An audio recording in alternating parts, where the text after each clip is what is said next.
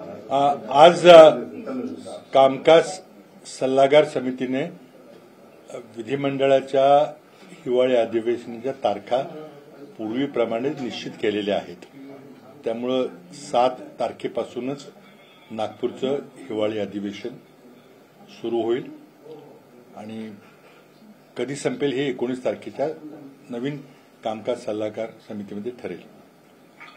या अधिवेशनामध्ये जनतेचे अनेक महत्वाचे प्रश्न चर्चेले जातील अशी आमची अपेक्षा आहे, आमची मागणी आहे की आणि आम्ही काही जणांनी मुख्यमंत्र्यांना विनंती केली की नागपूर परिसरामध्ये जे अवकाळी पावसामुळे फार मोठं नुकसान झाले त्याकरता आजच्या आज ताबडतोब मंत्रिमंडळामध्ये निर्णय घेऊन काही लोकांना दिलासा दिला पाहिजे. एका बाजूला तीव्र दुष्काळ आणि दुसऱ्या बाजूला हे अवकाळी पावसानं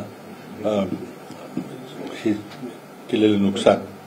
अर्थात हे हवामान बदलाचे परिणाम आहेत. उद्यापासून दुबईमध्ये COP28 ही हवामान बदलाबद्दलची आंतरराष्ट्रीय परिषद होत आहे. महाराष्ट्र सरकारचं कोणी प्रतिनिधी जाते का नाही मला माहिती नाही, परंतु या हवामान बदलाचा आणि दुष्काळ, अवकाळी पाऊस, चक्रीवादळ हे सगळं आपण रोज पाहतोय. त्याकरता शासनानं अतिशय गांभीर्यानं याकडे काही पावलं टाकली पाहिजेत. अधिवेशनामध्ये इतर महत्वाचे प्रश्न, मग सरकारी जागांच्या खासगीकरणाचा प्रश्न असेल किंवा परीक्षेमधले गोंधळ असेल, असे अनेक महत्वाचे प्रश्न आम्ही हाताळणार आहोत. अर्थात आरक्षणाबद्दल जे आंदोलन राज्यात चाललेले त्याची चर्चा होईल अशी अपेक्षा आहे. केसीमध्ये आरक्षणासंदर्भात विशेष काही चर्चा ठराव केला जावा का? नाही, याबद्दल माझी भूमिका स्पष्ट आहे की महाराष्ट्राचे मुख्यमंत्री सन्माननीय एकनाथजी शिंदे यांनी अगदी शिवरायांच्या पुतळ्याच्या पायाला हात लावून शपथ घेतलेली आहे की मी हा प्रश्न समाधानपूर्वक पद्धतीने सोडवेन. आपल्या राज्यात एकच मुख्यमंत्री आहेत आणि 2 उपमुख्यमंत्री आहेत आणि त्यांनी आश्वासन दिलेलं आहे आणि आंदोलनकर्त्यांनी त्यांना काही मुदत दिलेली आहे. त्यामुळे त्यांना ती संधी दिली पाहिजे. त्यांना कोणाचंही सहकार्य लागेल तर त्यांनी ते दिलं पाहिजे. पण आपण सरकारच्या आश्वासनावर विश्वास ठेवूया आणि त्यांना वेळ देऊया आणि कोणीही काही हिंसक प्रकारचं आंदोलन करू नये. आपली बाजू मांडण्याचा प्रत्येकाला अधिकार आहे, पण त्याला हिंसक वळण लागणं किंवा एकमेकाच्या भावना दुखावतील असं वक्तव्य कोणी करू नये. सर, केंद्र सरकार येत्या संसदेच्या अधिवेशनात घेण्याची शक्यता व्यक्त केली जाते. ओबीसी विधेयक सादर करणार तसंच जातीय जनगणना घोषणा करण्याची शक्यता आहे. पण जातीय जनगणना केली पाहिजे आमची पक्षाची अधिकृत मागणी आहे आणि आम्ही ज्या ज्या राज्यामध्ये आमचं सरकार येईल असेल आहे तिथं आम्ही त्या राज्यापुरती जातीय जनगणना करणार आहे. पण ते फक्त जातीय जनगणना नसेल तर ते सोशल आणि इकॉनॉमिक सेन्सस असेल. त्यामध्ये खूप व्यापक सेन्सस करावं अशी आहे. आमच्या पक्षाची ही मागणी आहे की 2021 जी सार्वत्रिक जनगणना झालेली नाही ती लवकरात लवकर घेतली पाहिजे. कोविडमुळे आपण ती करू शकलो नव्हतो. आता त्याबद्दल केंद्र सरकार काय निर्णय घेते ते दिल्लीत ठरेल. सर, विखे पाटलांनी टीका करता म्हटलंय की राज्यात जिथे जिथे काँग्रेसची हार झालाय आणि त्यासोबत महाराष्ट्रातली सरकार घालवण्याच्या मागे पृथ्वीराज चव्हाण आहेत. नाही, तो त्यांचं व्यक्तिगत मत आहे. ते मंत्रिमंडळातील माझे सहकारी मंत्री होते, त्यांना ते मांडायचा अधिकार आहे. त्यांनी कुठल्या पक्षात जावं, कुठल्या पक्षावर टीका करावी, कुठल्या पक्षात त्यांनी पाठिंबा द्यावा त्यांचा अधिकार आहे. त्यावर मी काही बोलणार नाही. आता राजकीय परिस्थिती आपल्या सर्वांच्या समोर आहे. राज्य सहकारी बँकेबाबत मला कडक निर्णय घ्यावा लागला, त्यामुळे काही काळानंतर आमचं सरकार पडलं, याबद्दल काय? नाही, बघा, सरकार मी पुण्याच्या एका कार्यक्रमामध्ये एक विधान केलं होतं की मी महाराष्ट्राच्या निर्मितीनंतर 50 वर्षानंतर पहिल्यांदा मराठा समाजाच्या आरक्षणाचा विषय हाती घेतला. मागासवर्गीय आयोगाने संख्यात्मक माहिती गोळा करायला नकार दिला. त्यामुळे मंत्रिमंडळाची एक उपसमिती नेमून आम्ही संख्यात्मक माहिती गोळा केली. ती माहिती गोळा करायला आम्हाला संबंध 2013चं वर्ष लागलं आणि त्या समितीचा अहवाल आल्यानंतर मंत्रिमंडळानं मराठा समाजाला 16% आरक्षण शिक्षणामध्ये आणि नोकऱ्यामध्ये देण्याचा निर्णय घेतला जुलै 2014 साली. आणि त्या निर्णयामध्ये माझ्या समवेत माझे मंत्रिमंडळाचे सहकारी सन्माननीय अजित पवार, सन्माननीय छगन भुजबळ, सन्माननीय विखे पाटील, सन्माननीय बाळासाहेब थोरात, सन्माननीय शिवाजीराव मोघे, श्री तटकरे हे सगळे आमच्या त्या निर्णयात सहभागी होते. आता तो निर्णय कोर्टामध्ये त्याला आव्हान दिलं गेलं. पण मी असं एवढंच वक्तव्य त्या कार्यक्रमामध्ये पुण्याचं केलं होतं की आमचं सरकार जर पाडलं गेलं नसतं तर आमचं सरकार पुन्हा आलं असतं तर आम्ही तो निर्णय कोर्टामध्ये टिकवला असता. कारण आम्ही योग्य तो कायदेशीर सल्ला घेऊनच तो निर्णय अध्यादेश काढायचा निर्णय घेतला होता. हे माझं विधान होतं. त्याला त्यातून जो काही अर्थ काढायचा ते काढतील.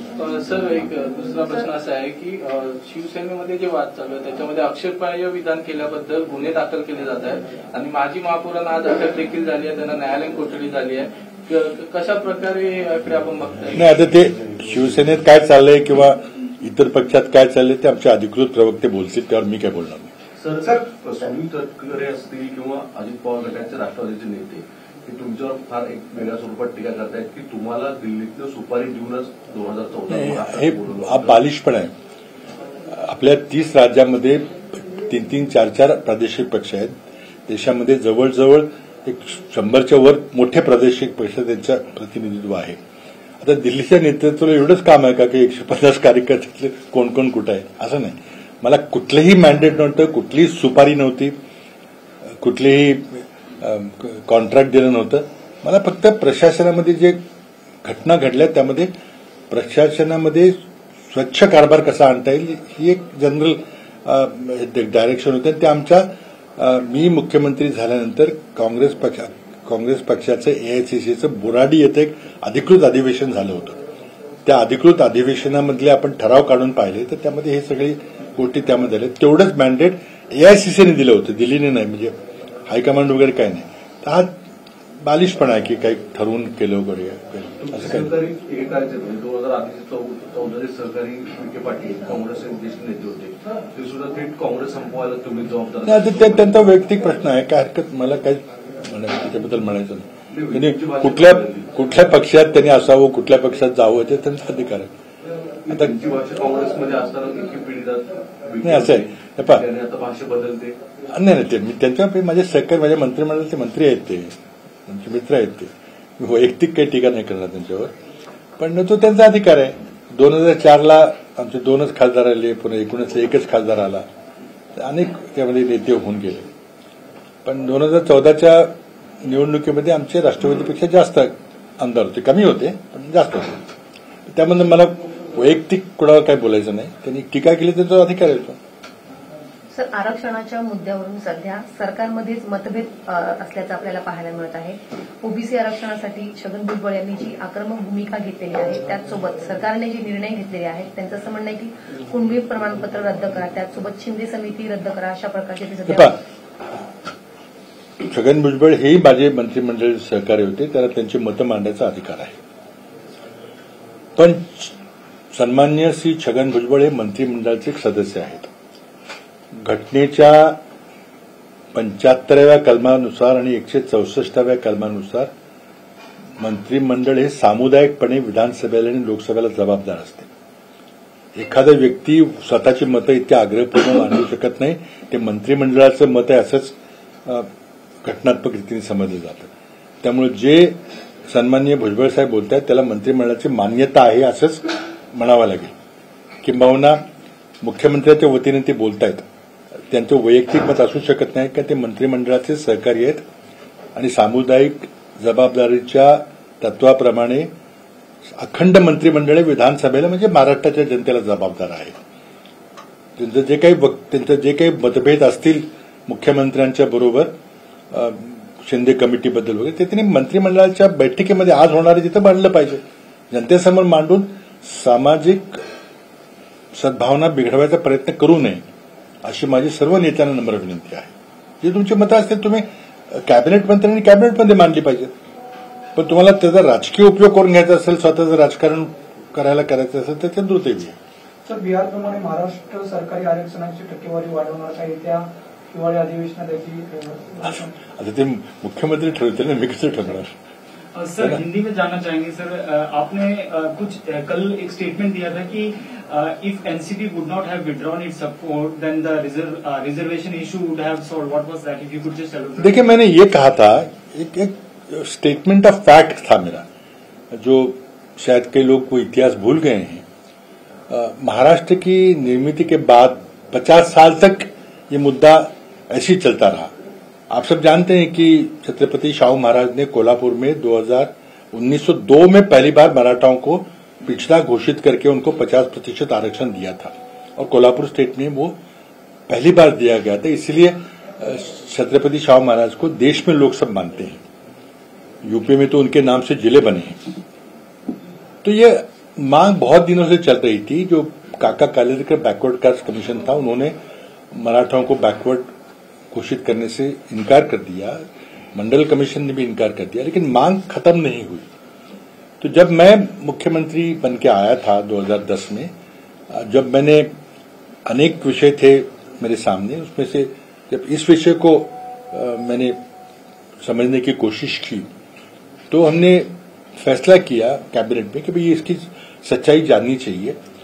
तो हम बैकवर्ड कास्ट कमीशन, जिसके की अध्यक्ष न्यायमूर्ति बापट थे, जस्टिस बापट उसके अध्यक्ष थे, उन्हें हमने गुजारिश की कि सुप्रीम कोर्ट ने कहा है कि अगर किसी को बैकवर्ड क्लास आरक्षण देना है तो आपको कुछ क्वांटिफाइबल डेटा ढूंढना पड़ेगा, पेश करना पड़ेगा।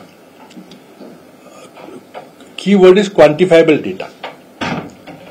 अब बापट साहब के पास हम गए तो बापट साहब ने कहा कि नहीं, मराठों को आरक्षण देने की कोई जरूरत नहीं है, जो मेरे हिसाब से गलत था। कैबिनेट ने उन्हें सिर्फ क्वांटिफाइबल डेटा इकट्ठा करने के लिए कहा था। निर्णय तो पॉलिटिकल कैबिनेट लेती है, लेकिन जब उन्होंने मना कर दिया तो फिर कैबिनेट ने फैसला किया कि मंत्रिमंडल का गुट, एक committee of the cabinet, sub committee of the cabinet वाज फॉर्म्ड, और उस कमिटी को हमने मैंडेट दिया कि आप असलियत मराठा कम्युनिटी की सरकारी नौकरियों में और अन्य जगह में क्या असलियत है उसकी ढूंढिए। उन्होंने साल भर अभ्यास करके, काफी मेरे ज्येष्ठ मंत्रिमंडल के सहकारी उसमें थे, उन्होंने 1 साल के बाद हमें रिपोर्ट दी। रिपोर्ट में लिखा है कि बहुत काफी बुरी हालत है, और उसके चलते महाराष्ट्र कैबिनेट ने, मेरी कैबिनेट में जुलाई 2014 में फैसला लिया एक ऑर्डिनेंस के रूप में, जिसमें कि अजित पवार जी थे, छगन भुजबल जी मेरे मंत्रिमंडल में सहकारी थे, गडकरी जी थे, बालासाहेब थोरात थे, विखे पाटिल जी थे, शिवाजीराव मोघे थे। इन सब ने मिलकर हमने फैसला लिया और मराठा कम्युनिटी को राज्य के इतिहास में पहली बार 16% आरक्षण देने का निर्णय लिया। अब स्वाभाविक है कि अगले दिन एक कोई व्यक्ति कोर्ट चला गया, हाईकोर्ट में एक याचिका दायर की, और मामला चल रहा था। 2 महीने में चुनाव थे। चुनाव में जो घटनाएं घटी उसका मैंने जिक्र किया था कि हमारा राष्ट्रवादी का और कांग्रेस का जो अलायंस था वो टूट गया इलेक्शन के एंड टाइम पर। और मेरा ये कहना है कि अगर वो इलेक्शन अलायंस नहीं टूटता तो हमारी सरकार फिर से आती, और हमारी सरकार, क्योंकि हमारे पूरे साउंड लीगल एडवाइस पे हमने वो अध्यादेश ऑर्डिनेंस निकाला था, हम उसको बचाते कोर्ट में। तो मेरी सिर्फ एक लाइन में मेरा स्टेटमेंट ये था कि अगर 2014 में हमारी सरकार नहीं गिराई जाती तो हम मराठा आरक्षण को बचा लेते। आपका ऐसा साफ तौर पर जो है कि एनसीपी की वजह से मराठाओं को आरक्षण की उस समय अलायंस उन्होंने ही, देखिए, उस आरक्षण का निर्णय लेते समय अजित पवार, छगन भुजबल, गडकरी और पता नहीं कौन कौन लोग, टोपे, जयंत पाटिल, सब मेरे साथ थे। हम सब ने लिया था। सरकार गिराने की बात कर रहा हूं मैं, आरक्षण की बात बचने की, और लीगल बात है। तो अगर हमारी सरकार बनती तो बीजेपी की सरकार महाराष्ट्र में 14 में नहीं आती। तो मेरा स्पष्ट आरोप है कि कांग्रेस एनसीपी का अलायंस टूटने की वजह से बीजेपी सत्ता में आई। पर सर, जिस तरह से छगन भुजबल जी अभी जो स्टेटमेंट दे रहे हैं रिजर्वेशन को लेकर, उसको किस तरह से देखते हैं? मैंने अभी जो स्पष्ट रूप से मराठी में कहा, देखिए, हमारे संविधान के अंतर्गत आर्टिकल 75 लोकसभा के लिए, आर्टिकल 164 के तहत मंत्रिमंडल सामुदायिक रूप से विधानसभा और लोकसभा को उत्तरदायी होता है।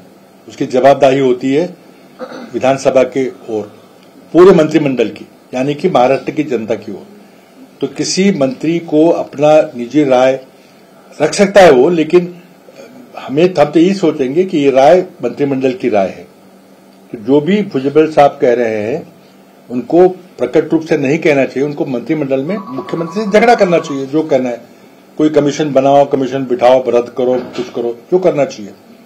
और कई बार मंत्रिमंडल के ज्येष्ठ सदस्य है जैसे देवेंद्र जी, उन्होंने कुछ अपनी बातें कही हैं, तो मेरी उनसे गुजारिश रहेगी कि पब्लिक स्टेटमेंट करके आप महाराष्ट्र का सामुदायिक सौहार्द न बिगाड़ें। जो आपको फैसला लेना है, आप मंत्रिमंडल में है, आप मंत्रिमंडल में आप निर्णय लीजिए जो भी करना है। और दूसरी बात मैंने ये भी कही थी कि राज्य में एक ही मुख्यमंत्री होता है, और आज की तारीख में जब तक नार्वेकर साहब फैसला नहीं देते तब तक एकनाथ शिंदे जी महाराष्ट्र के मुख्यमंत्री है और एक ही मुख्यमंत्री होता है। और जब मुख्यमंत्री ने छत्रपति शिवाजी महाराज के पुतले के सामने, स्टैच्यू के सामने पैर छूकर जब सौगंध ली है कि मैं मराठा आरक्षण का फैसला लूंगा जरूर, तो हम क्यों नहीं उनको समय देते। अब उन्होंने कुछ समय आंदोलकों को 24 दिसंबर का दिया है, उनको मौका दीजिए। अगर नहीं देंगे तो हम आगे बात करेंगे। और मुझे उम्मीद है कि शायद नागपुर की विधानसभा के सत्र में शायद इस पर चर्चा होगी। सगळे बोलत आहे। राजस्थान में जिस तरह से सर 1% वोटिंग बढ़ी है, कहीं ना कहीं वो चिंता का विषय है कांग्रेस को लेकर, क्योंकि 1990 से हमने देखा है जब भी परसेंटेज बढ़ता है तो सरकार बदलती है। देखिए, राजस्थान की एक अलग परंपरा है कि हर 5 साल में कुछ होता है। तो ये 3 तारीख तो रुके ना, उसके बाद आराम से चर्चा करेंगे जब नतीजे आएंगे। तो सचिन पायलट को इस बार मनाया जाएगा, क्योंकि पिछली बार हमने देखा था काफी रिफ्ट दोनों में दिखाई दिया। देखिए, सब कांग्रेस पार्टी ने सब कुछ किया हुआ है, बड़ी ताकत से कांग्रेस पार्टी चुनाव लड़ रही है और हमें उम्मीद है कि सारे के सारे चुनाव हम जीतेंगे और उससे पूरे देश की राजनीति में बदलाव के संकेत आपको 3 को मिलेंगे। सर, जगदीप धनखड़ जी आए थे 2-3 दिन पहले महाराष्ट्र में, उनका वाइस प्रेसिडेंट ऑफ इंडिया, उनका स्टेटमेंट था कि महात्मा गांधी ये पुराने जमाने के महापुरुष हैं, इस जमाने के युग पुरुष नरेंद्र मोदी हैं। अब नरेंद्र मोदी जी के कोई मंदिर बनाते अब शुरू करते हैं, महापुरुष है तो। देखिए, भाजपा को नरेंद्र मोदी जी की तारीफ करनी चाहिए, जहां सही हो तो करे, तो हमें कोई एतराज नहीं है, लेकिन उसका महिमा मंडल कब तक करेंगे आप, कितना करेंगे? लोगों को अच्छा नहीं लग रहा है, ये आपको 3 तारीख को पता चलेगा। सर, शेवटचा प्रश्न मराठीमध्ये, तुम्ही मुख्यमंत्री असताना सहकारी साखर कारखान्यांना थक हमी देण्याची योजना तुम्ही बंद केली होती, मात्र आता नंतर हे महायुतीचं सरकार आल्यानंतर, अजित पवार सत्तेत आल्यानंतर विशेष करून त्यांच्या आग्रहामुळे ही योजना परत चालू केली आहे, याबद्दल तुमची भूमिका आहे का? ही थक हमी देण्याची परंपरा अतिशय चुकीची आहे। कुणाच्या आग्रहामुळे झाली हे मला माहिती नाही, की मी मंत्रिमंडळात नव्हतो, नाहीये मी। परंतु आज शेतकऱ्यांनी कर्ज थकवलं तर त्याचं काय होतंय आपण सगळे पाहतो। बरेचसे तुम्ही सगळे ग्रामीण भागातली शेतकऱ्यांची मुलं आहात आणि एखाद्या कारखान्यानी गैरकारभार करून किंवा भ्रष्टाचार करून किंवा पैसे इकडे तिकडे वळवून जर कारखाना अडचणीत आणला आणि सरकारचे किंवा एनसीडीसीचं कर्ज बुडवलं तर त्याला महाराष्ट्राच्या जनतेने हक्कामी द्यायची।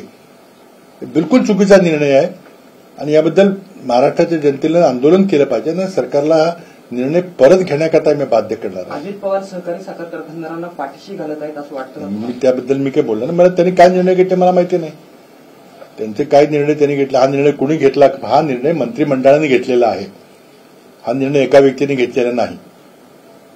त्याला शिंदे जबाबदार आहेत, फडणवीस जबाबदार आहेत, अजित पवार जबाबदार आहेत, सगळे मंत्री जबाबदार आहेत आणि महाराष्ट्राच्या जनतेला त्यांना उत्तर द्यावं लागेल।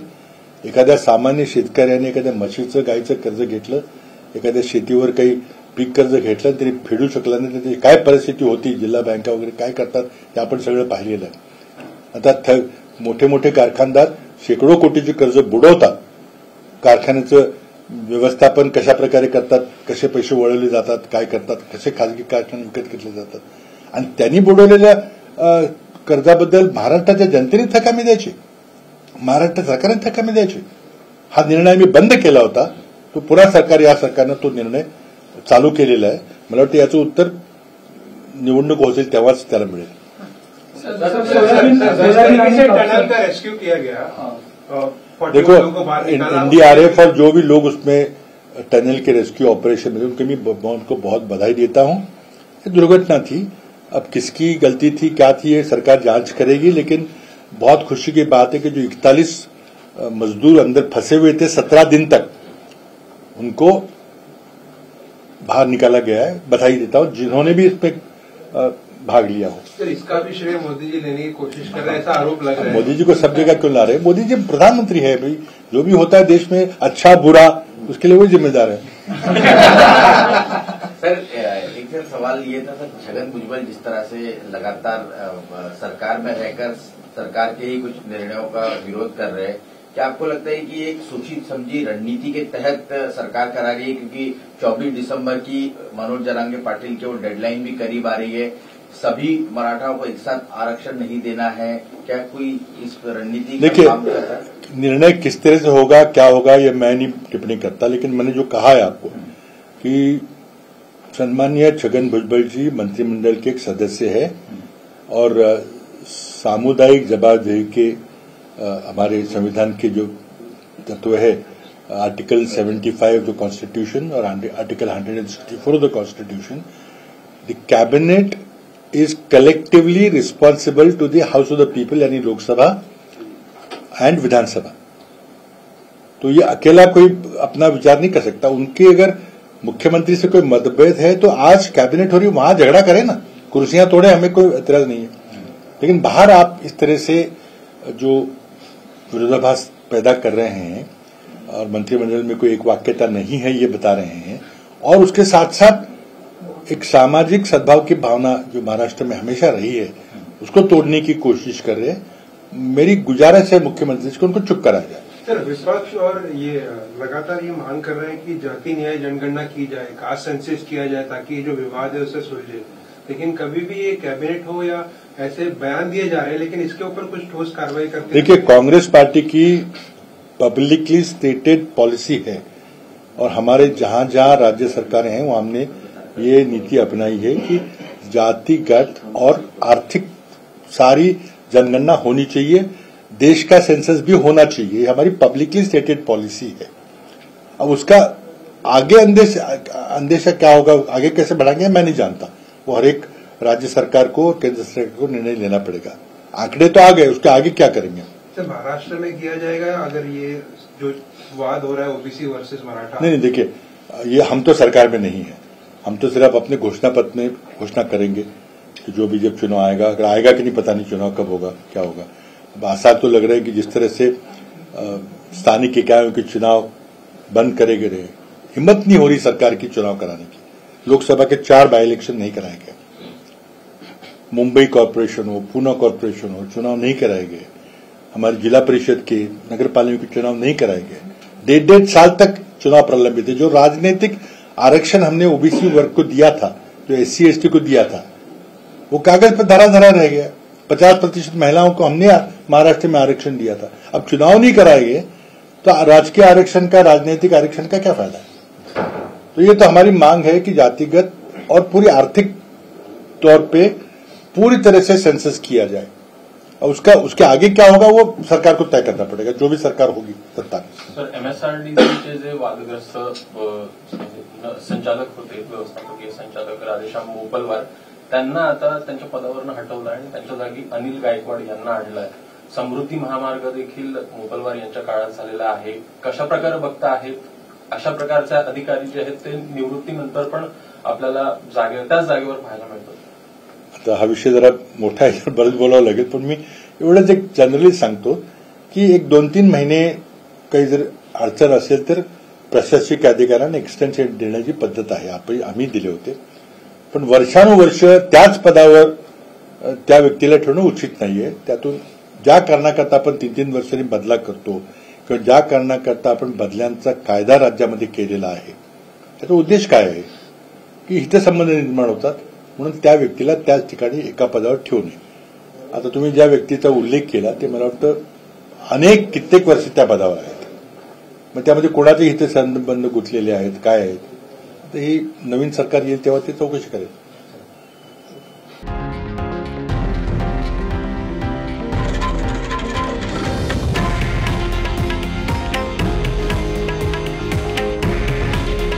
हे आहे देशातील नंबर 1 न्यूज नेटवर्क आणि आपण पाहत आहात TV9 मराठी।